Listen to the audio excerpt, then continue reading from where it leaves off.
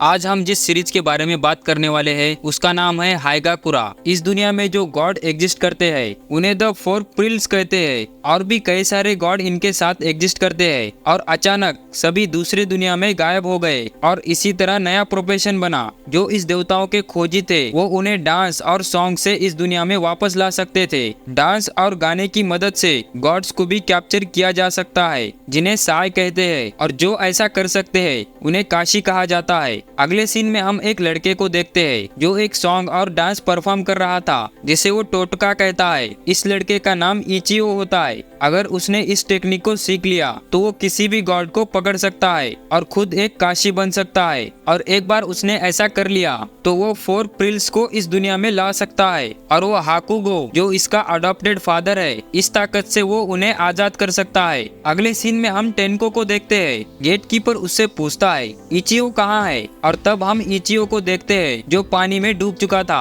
क्योंकि इचियो तैर नहीं सकता। टेनको उसे मार मार कर होश में लाने की कोशिश करता है और वो उसे सीपीआर देने की कोशिश करता है लेकिन तभी इचियो उसे एक पंच मारता है जिससे टेनको दूर जाकर गिरता है। आगे टेनको उससे कहता है ये सब तुम्हारी ही गलती है कि तुम्हें तैरना नहीं आता और वो ऐसे ही इचियो को गुस्सा दिलाने लगता है। तभी गुस्से में आकर इचियो उसे ब्रिज से नीचे फेंक देता है और उससे कहता है बड़ा आया तैरने वाला, चल आप बादलों में तैर कर दिखा। अगले सीन में हम इचियो को देखते हैं जो एक लेडी के पास जाकर कहता है इस देश में ढूंढने के लिए कुछ भी नहीं था। इस पर वो लेडी कहती है ये अजीब है, जापान का कुनोजुकी सेलिब्रेशन इसी साल है और सभी गॉड्स इजुमु में हर साल आते हैं। इस पर इचियो कहता है क्या सच में, मुझे तो पता ही नहीं था। इस पर वो लेडी कहती है अगर तुम ये काम करोगे तो हम तुम्हें अच्छी कीमत देंगे, एक बेड का 1 लाख और लार्जर बेड के लिए 5 लाख, तो क्या कहते हो। लेकिन इचियो वहाँ से चले जाता है। अगले सीन में हम टेनको को देखते हैं जो भुक्कड़ की तरह खाना खाए जा रहा था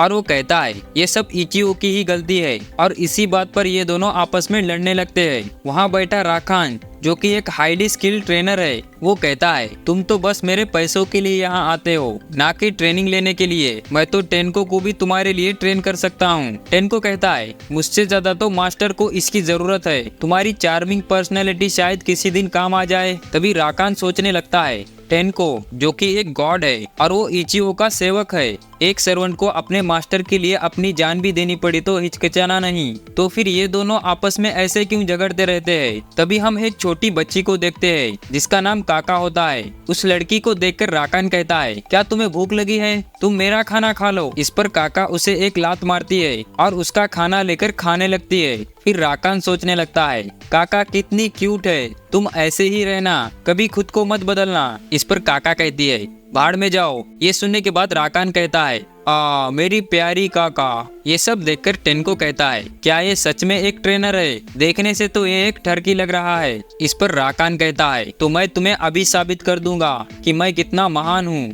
फिर हम एक जायंट बुल को देखते हैं जिसका नाम ग्यूकी होता है। राकान कहता है मैंने इसे ऐसे ट्रेन किया है कि ये अच्छे से खेती कर पाए। ग्यूकी जो एक गॉड है, ग्यूकी एक पत्थर को तोड़कर मिट्टी में बदल देता है। ये पूरा देश पत्थरों से घिरा हुआ है और यहाँ खेती करने के लायक जमीन भी नहीं है। काफी साल पहले जब 8 मिलियन गॉड यहाँ रहा करते थे तब पूरी जमीन हरियाली और पेड़ों फलों से भरी पड़ी थी। जब अचानक सभी गॉड गायब हो गए तब से सभी जमीनें बंजर होती गई। ग्यूकी एक कीड़ा बाहर निकलता है और कहता है अब मैं इसे जमीन में बोऊंगा और खेत वापस से हेल्दी हो जाएगा, लेकिन राकान उसे रोक देता है। इस पर ग्योकी कहता है लेकिन मेरे मास्टर ने तो ऐसा ही करने के लिए कहा है। तब हम एक आदमी को देखते हैं जिसका नाम बुई होता है। वो ग्योकी का मास्टर था। वो ग्योकी को डांटते हुए कहता है ए कामचोर, तुम काम छोड़कर टाइम पास क्यों कर रहे हो। तभी इचियो उससे कहता है तुम उस चीज को जमीन में डालकर लोगों को ये बंजर जमीन महंगे दाम में बेचना चाहते हो, साले बेईमान कहीं के।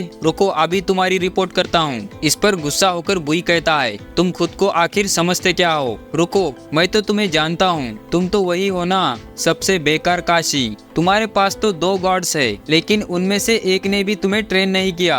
एक तो घमंडी है और दूसरा। लेकिन तभी काका जोर से उसे किक मारती है और उसकी हालत खराब कर देती है। ग्यूकी कहता है, माफ करना मास्टर, ये सब मेरी वजह से हुआ। लेकिन बुई बस वहाँ से चला जाता है। आगे ग्यूकी कहता है, अब मुझे काम पर वापस जाना चाहिए। और मास्टर तो घर चले गए और उन्होंने मुझ पर गुस्सा भी नहीं किया। देखो उन्होंने मुझे ये दिया। इचियो कहता है, क्या तुम मुझे वो दे सकते हो? इस पर ग्यूकी कहता है, नहीं, ये मुझे मेरे मास्टर ने दिया है, तो मैं ये किसी को नहीं दे सकता।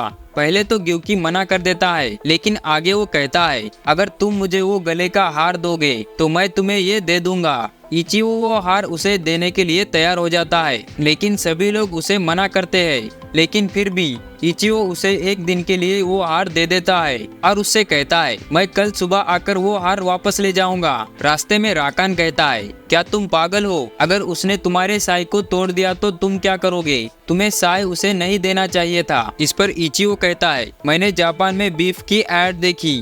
दरअसल इचियो काका और टेनको की पेट पूजा की बंदोबस्त कर रहा था, जिसके लिए उसने अपनी कीमती साय को भी गिरवी रख दिया। दूसरी तरफ हम देखते हैं कि बुई ने ग्यूकी से वो साय ले लिया है और उससे कहता है, ये तुम्हारे पास कहाँ से आया? अच्छा, तो ये इचियो की साय है। दूसरी तरफ हम काका को देखते हैं जो अजीब तरह का बर्ताव कर रही थी। तब इचियो समझ जाता है कि उसके साई के साथ कोई छेड़खानी कर रहा है। तब काका अपने ट्रू फॉर्म में आ जाती है और वहाँ से उड़कर कहीं जाने लगती है। इचियो भी उसका पीछा करने लगता है। तब हम देखते हैं कि बुई इचियो की सॉय को मिटा रहा था। वो सर्वेंट और मास्टर के बीच के कॉन्ट्रैक्ट को खत्म कर रहा था। तभी वो देखता है कि काका वहाँ पहुँच गई है। वो तेजी से चीखती है और वो ग्यूकी को अपने काबू में कर लेती है। बुई की पूरी तरह से फट चुकी थी। वो अपनी जान की भीख मांगने लगता है। काका बुई को बस खत्म करने ही वाली थी। तभी वहाँ पर टेंको आकर उसे बचा लेता है। उसका अपीयरेंस पूरी तरह से बदल चुका था। काका उससे कहती है, मेरे रास्ते से हट जाओ, मैं इसे मार दूंगी क्योंकि इसने काका के साई के साथ छेड़खानी की। इस पर टेंको कहता है, बेशक मार दो, मुझे इस कचरे से कोई मतलब नहीं। तभी इचियो वहाँ पर आ जाता है और उससे कहता है,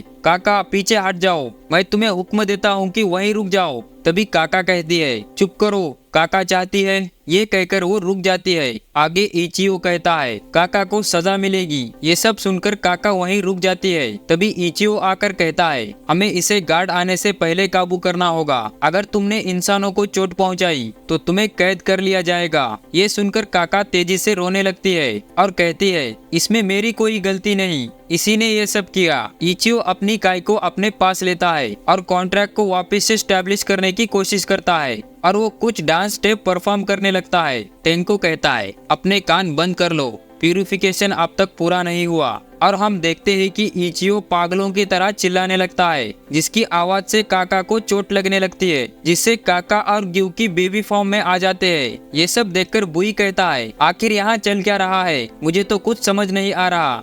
इस पर टेंको कहता है, इसका मतलब तुमने अब तक ये रिचुअल परफॉर्म नहीं किया। इसे परफॉर्म करने के बाद कॉन्ट्रैक्ट बनाया जाता है और क्रॉसिंग सॉन्ग से इसे प्यूरिफाई किया जाता है। और ये कोई साधारण प्यूरिफिकेशन नहीं है, बस एक ही दिक्कत है, ये बहुत बेसुरा गाना गाता है। नॉर्मली गॉड्स कागुरा की मदद से कॉन्ट्रैक्ट बनाते हैं, लेकिन इसके बेसुरी आवाज की वजह से गॉड बेहोश होने के बाद इसके काबू में आते हैं। तुम ऐसा कह सकते हो कि जबरदस्ती ये कॉन्ट्रैक्ट बनाते हैं। इचिगो ग्यू को बुई की तरफ फेंकता है। टेंको कहता है, अच्छा हुआ काका के प्यूरिफिकेशन के बाद भी ये बच गया और ऐसे भयानक सॉन्ग को झेल गया, वरना ये तभी मर जाता। ये सुनकर बुई कहता है, नामुमकिन, क्या ये उतना ताकतवर है? बस यही नहीं, तुम भी कितने ज्यादा ताकतवर हो। और तब हम देखते हैं कि टेंको अपने बाल वापस से पर्पल कर लेता है। आगे इचियो कहता है, तुमने अभी जो कुछ भी किया, इस तबाही की भर्ती तुम खुद करोगे। आगे बुई ग्यूकी को राकान के पास ले जाता है और उससे कहता है, क्या तुम इसे पहले की तरह कर सकते हो? क्योंकि मेरी कमाई का जरिया यही है। इस पर राकान कहता है,